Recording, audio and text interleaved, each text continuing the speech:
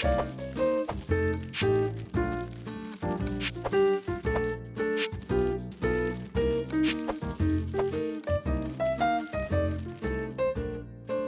it's Nikki, and welcome back to Live a Little, your cozy corner of the internet where we discuss all of the in-between bits of life, the messy, honest, and unfiltered, where you may not always have that person to talk to about them, but here we do it all judgment-free.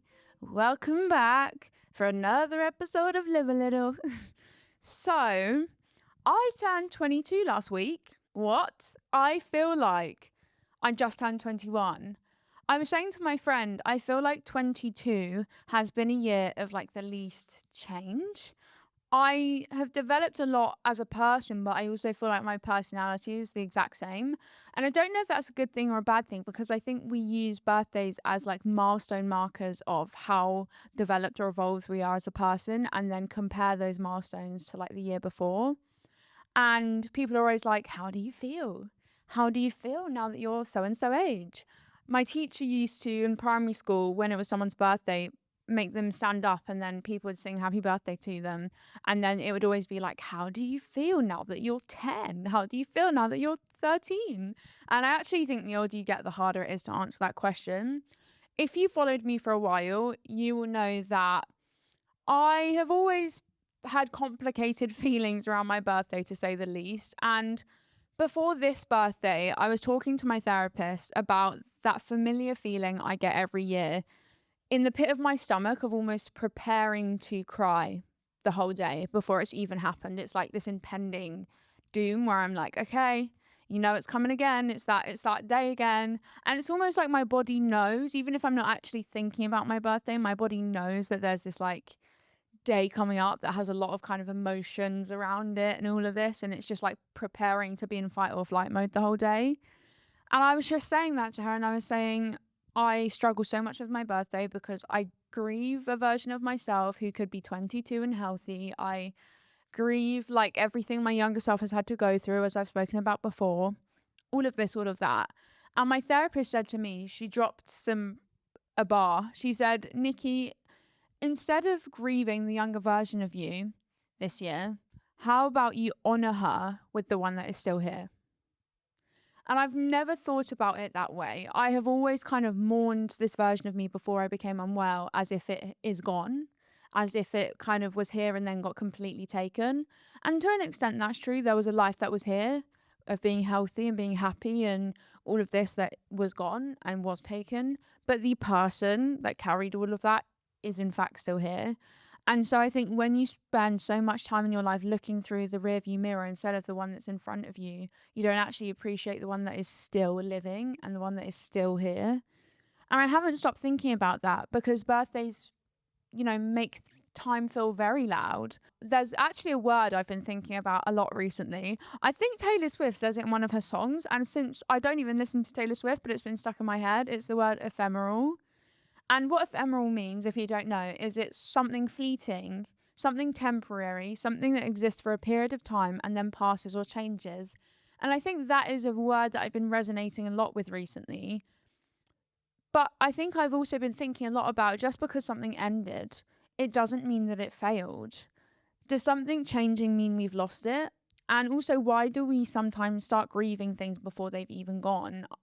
I think that I have spent so much of my life, even while I've been in very loving, very active friendships, where I'm almost already preparing myself to grieve the day where we fall out or we're no longer friends. Because I've spent so long out of control of my life, I'm almost trying to hyper prepare myself for things that haven't even happened yet, but I tell myself are inevitable, because the biggest thing in my life that feels like it got taken from me, I don't think anything kind of bigger so far in my life has been taken from me except like my health and my childhood. So I think I'm still trying to prepare myself for every possible inevitable, but it means that I'm not present, I don't live in the moment, I expect the worst, blah blah blah. So why as humans are we so bad at change?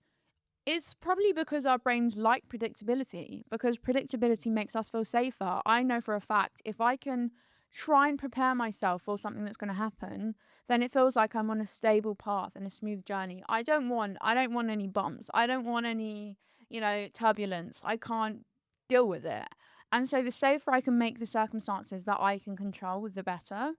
So when something feels stable for long enough, we kind of start treating it as the baseline. And so then when something shifts, even if nothing terrible has happened, there's just been a change or an evolution, it can feel like something is being taken away. And there's this psychological idea of loss aversion, that losing something can feel much more significant than gaining something new. And I thought that was really interesting. So the fear of losing one friend can actually feel louder than the possibility of making five new ones. It's kind of the similar idea of like how if you get a hate comment, your brain will dial in and zoom in on the one negative one versus the 100 positive ones. And so it's that similar idea where you always fill in the blank with kind of something negative. Sometimes the possibility of losing something feels louder than the possibility of gaining something we can't imagine yet. And so maybe the honest statement isn't that all good things come to an end, which I've always hated that phrase, but maybe it is simply all things change. And honestly, I think maybe that might scare me more because change is uncertainty. And part of why change unsettles me so much is that stability hasn't always felt guaranteed in my life. The very thing I live with 24 hours a day, my own body, has never felt completely predictable or safe to me. My health changes, things can happen without warning, and I think when you experience enough instability in one part of your life and so young, you become fiercely protective over the things that do feel stable. You almost think, okay, this bit is good, nobody touch it. And sometimes the fear of change isn't really about the things changing, it's about every other change you've already survived. Am I holding on to this because I love what it is now, or because I'm terrified of what losing it means? Why do we need friendships to last forever? That is one of the things I think ephemeral really makes sense with, is like, why are we so scared of our relationships with people changing, whether they are romantic, whether they are with family, whether they are friendship? And friendship is probably one of the biggest places where we equate permanence with success. But time doesn't automatically equal depth. You can know somebody for 15 years and barely know who they are now. I have had friends who I've met through my work and my job, and I've known them half as long as I've known some of my childhood friends, yet the relationship still feels just as deep and just as meaningful. And those people can equally completely change your life. Sometimes you just click with that person instantly. And I think we judge friendships by how long they've lasted instead of what they've given us while they were here. Sometimes something was completely real, completely important, and still temporary. That doesn't cancel it out. Sometimes letting go of a friendship feels like letting go of the version of yourself that existed inside of it. And I've been feeling that a lot recently. Last week, a couple of people that I haven't spoken to in a very long time wished me happy birthday. And I kind of got that feeling of like, oh God, you're connected to this version of my life that is no longer here, or this version of me. These are friends that I've probably not spoken to since, I don't know, 2022, 2021. Like, not really spoken to properly. We might still follow each other, but it's not the same. And so instantly that kind of made me retract back into like that version of myself that associated this person as such a massive part of my life at that time and so impactful for me, and a world in which I couldn't see my life without this person. And now I've lived without this person kind of being an active part of my life for a fair few years. And instantly my brain wanted to message him and say like, let's meet for coffee, let's catch up, let's basically rebuild this relationship. But you can miss someone without needing them back. And instantly I was like, no, Nikki, you can't forget why you're not friends with these people anymore like you used to be. And nostalgia edits in your brain. It gives us the highlights and then conveniently leaves out a lot of the reasons something has changed or ended. You can miss the jokes, the routine, the familiarity, the version of yourself you were around someone, and still know that the relationship doesn't belong in your life in the same way anymore. I miss this. I should go back, and not the same. And not every friendship that ends needs a villain either. Sometimes nobody did anything terrible, you just changed. and they changed, and your values shifted, your priorities shifted. The friendship slowly became more of an obligation than a connection. And those endings maybe are almost even harder because there is no one to place blame on. So then the question becomes, are we still choosing each other right now? Or are we only loyal to the fact that we chose each other once? Sometimes we grieve things before they're even gone. The scariest part of change is often the transition. The weird bit where something familiar is shifting, but you don't yet know what the new version will look like. Uncertainty gives your imagination far too much room. Sometimes we start mourning while we're still inside that thing. We're having a lovely moment while simultaneously imagining how sad we'll be when it's over. And I found that a lot, especially on days like birthdays or Christmases growing up, where I struggled so hard to be present because I was already preparing for it to be over. And so sometimes we mourn things while they are still ours. I almost try to emotionally prepare for change before it happens, as if I'm rehearsing the loss will somehow make it hurt less when it inevitably in my mind will come.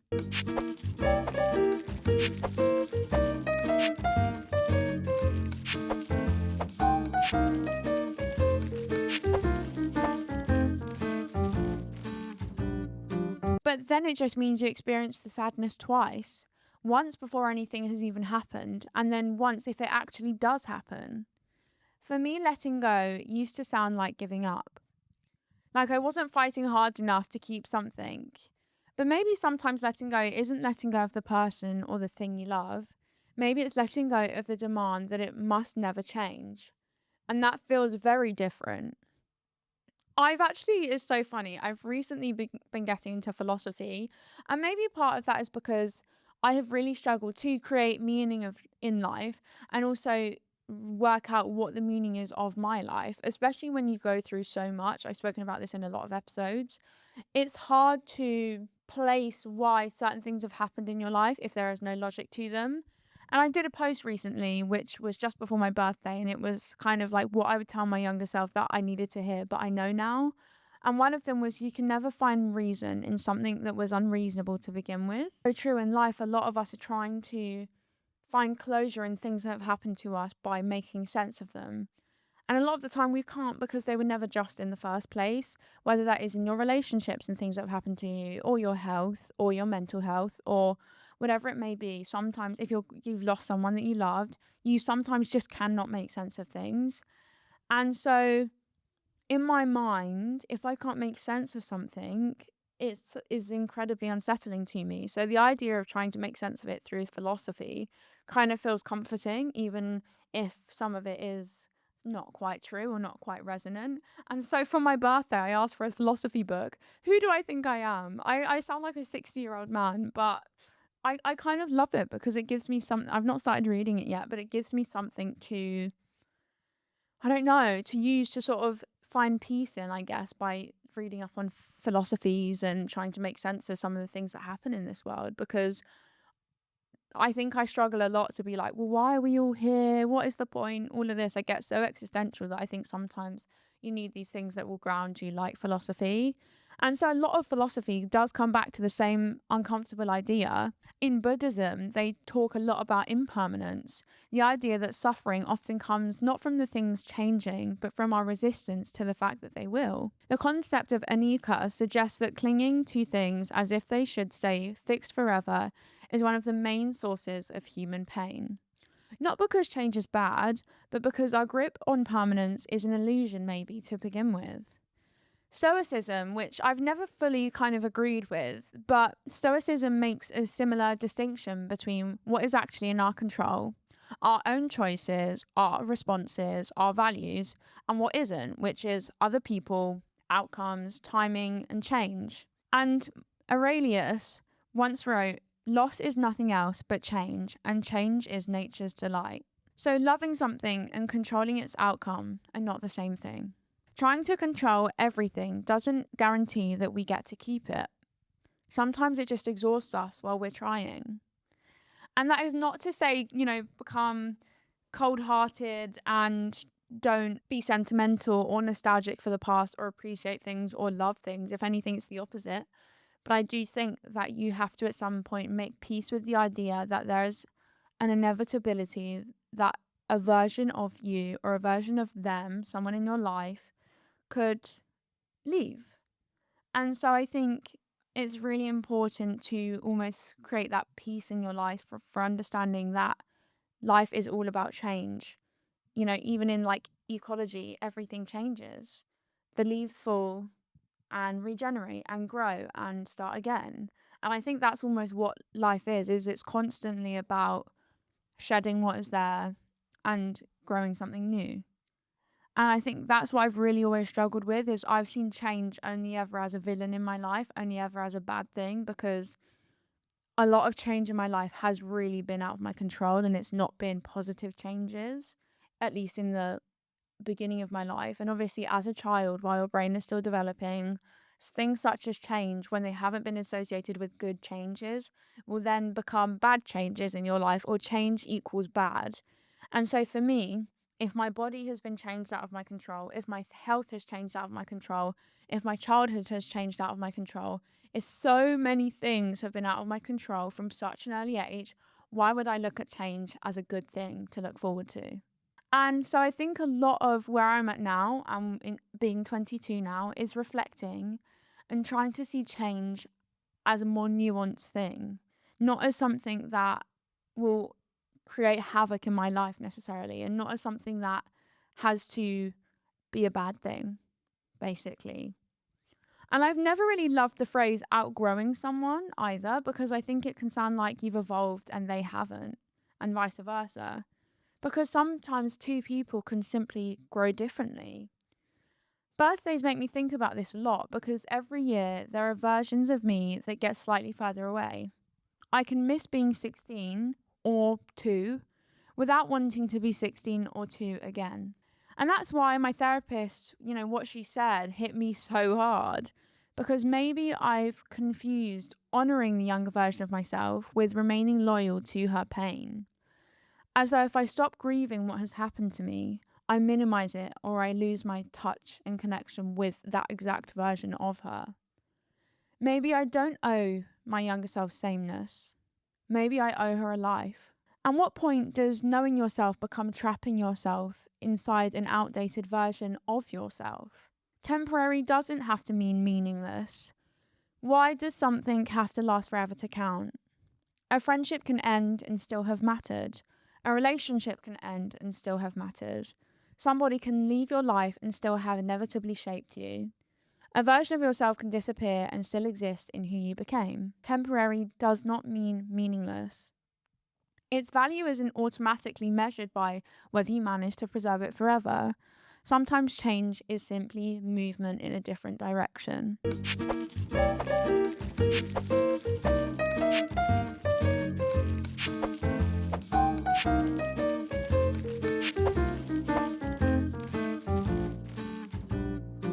So how do we become more comfortable with ephemerality? I don't think the answer is becoming detached and thinking, so nothing lasts forever, who cares, and becoming all cynical. That sounds like a miserable Scrooge-like existence. But maybe knowing something won't necessarily remain exactly the same can make you appreciate how it is now without constantly demanding for guarantees. So these are the actual things I'm trying to remember. Stop treating every change as evidence something is wrong. Stability and permanence are not the same thing. 2. Ask, is this good now? Instead of, will it last forever? Maybe that is enough information for today. Notice where fear is making you preserve something. Am I choosing this because I genuinely want it, or because I'm terrified of losing it? Let yourself miss things without automatically going backwards. Missing is a feeling. It isn't always an instruction. Update your idea of yourself. What am I still saying about myself that might not even be true anymore? And stop trying to grieve things before they're gone. You don't have to rehearse grief in order to protect yourself from it. One thing my therapist has also taught me is a grounding technique that I actually want to share with you because I think it's really helpful. It's called drop anchor. When I'm scared of change, my brain races ahead. What if this friendship changes? What if I lose this? What if everything looks different next year? What if my health is awful tomorrow? The point is to notice what your mind is doing and bring yourself back to the present instead of trying to solve a future version that hasn't even happened yet and panicking about something that hasn't happened but seems to be inevitable. You don't have to solve a future loss that hasn't happened yet. Come back to what is actually here. So the idea is that you drop anchor on panicking, of spiraling. It's like you drop the anchor and the anchor is grounding you back into the sea, back into the sand or the rocks or whatever. And you do things that make you feel more present. For example, if you are sitting by a window, you hyper focus on the way the leaves are swaying.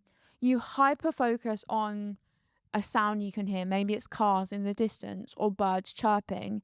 And that is you dropping anchor because you're basically disrupting this pattern of spiraling with a grounding activity.